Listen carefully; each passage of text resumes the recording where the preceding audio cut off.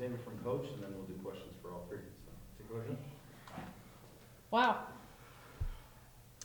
Thank you. I am beyond proud of my team. I don't think that one game should define us for sure. Looking at our whole season, we've been underdogs from the get-go. But the amount of history that these young ladies and our team made this year has been numerous. So took us a long, hard ride through the GAC tournament to get here as the underdog in the 5th seed, beating the 4 seed, then the 1 seed, then the 2 seed, and then coming here as the underdog as the 8 seed and gritting it out. I think that's kind of been the motto of our season, is grit and doing it together. And so I am just beyond proud of this team. Yeah, you always want the win, right? But I think we shocked a lot of people in the gym, and I think we shocked a lot of people outside the GAC as well. So I'm excited for the future, for sure. Question. Coach, you said one game doesn't define your season. Absolutely. You were on a 7-game win streak coming Absolutely. into tonight. Yes, sir. How has this team changed and developed throughout the year? Was there something that, like a flip that switch to get Right. these hot streak? Right. So there was one game earlier in the first third of season that we had a come to Jesus meeting after, and I think someone made the comment of, we need to be tired of being inconsistent. And I think that was kind of, that might have been Courtney that said that. So we need to be tired of being inconsistent. So where that come to Jesus meeting, I think, kind of flipped the switch. Riley, what were things that you did well, because one of the things that they talked about in particular was how you defended. I mean, what were things that you guys felt like you did well defensively against them? In like this game? Yeah. Right, okay. I thought that we went for a lot of balls, which is good because I would say that like in our conference, like we're very shot selection heavy and we don't see a lot of just like crazy power hitters, which a lot of us have like before we got to college and stuff. That's just kind of how our conference is. But I felt like we dug a lot of balls and made some great plays, and just bringing that into next season is just being more consistent with that, and especially our communication defensively. I feel like we could have even got more if we could have communicated a little bit better, but just overall, I think we dug a lot of balls tonight that we would have never dug at the beginning of the year. What do you all see out of St. Cloud State and others? How do you describe it? Can you not hear it still ringing as it hits the floor?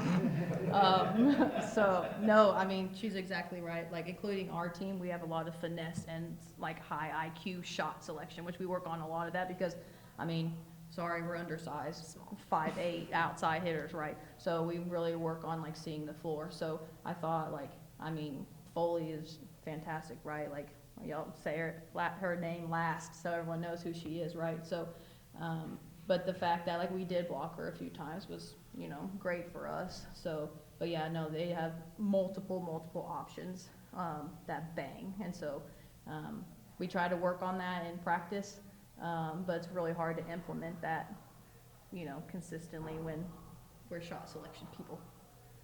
Coach, you guys came out strong and then ended up following that first set. What was the message to your team after the first set that helped you guys really come back and take another one? You gotta believe.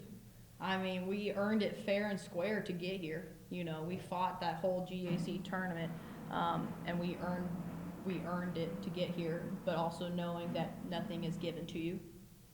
So you gotta go and take it as well. So I think that kind of just motivated the team, but the team does a lot of self-talk in the huddle, and so I let them lead a lot because they're the ones playing. So, but we end up usually saying similar things anyways. So, but just, yeah, gritting it out, knowing that we earned to be here. Courtney, talk a little bit about that second set, because, I mean, that was a pretty good comeback for you guys. I mean, what were things that you did well to get yourself right back in that game? I think one thing that we talked about going into the second set was, I think like knowing that like we earned to be here. Yeah, that was true, but it was just our energy. We play very well when we are very loud, hype, just communicating like crazy, scrapping everything out. And I think in the second set we really came together and did that. And it wasn't just like for one play or one section, it was the whole time. We were just like going for everything and then still using energy that we had to be energetic about the play, if that makes any sense. Courtney, you were pushed off position quite a bit in later sets there and had to play. I had to work very hard on the defense and I made a couple big digs in there. How does that, how are you able to adjust to that? Wait, I'm sorry. Can you say that all again? Sorry, it's How do you 10:40, adjust so. to having to put so much more work on the defensive end, is what I should have said. I mean, I think like my job as a setter is the set, but I also, it's not really adjusting. It's just something that you do. Defense is first because you can't do anything without defense. And so I don't think it's any adjustment that happens. It's, I know that they're going to hit to me because they don't want me to set. All right, that's cool. I'll just dig it. It's fine. It's nothing to adjust to. It's just doing your job. And so, yeah. I mean, I think 2/3 of all season, she had a double-double. So, like, we knew she was gonna get hit at. So that's why we harp on defense, for sure. And just to give credit to you guys, those first two sets, you guys sucked the life out of the building. That crowd was just dead silent at times. I mean, I did notice that they'd stand up for set point and then sit down, and then stand up and then sit down. So that was kind of fun to see that. But yeah, I'm proud of them.